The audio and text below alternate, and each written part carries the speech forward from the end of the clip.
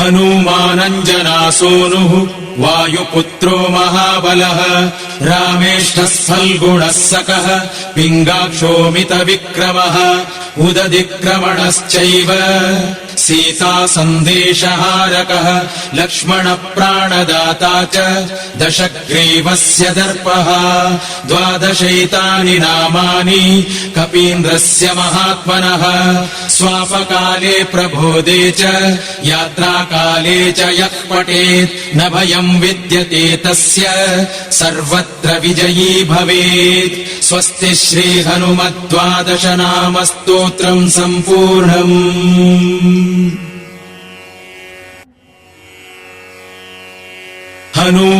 हनूमानञ्जनासूनुः वायुपुत्रो महाबलः रामेष्ठः फल्गुणः सकः पिङ्गाक्षोमितविक्रमः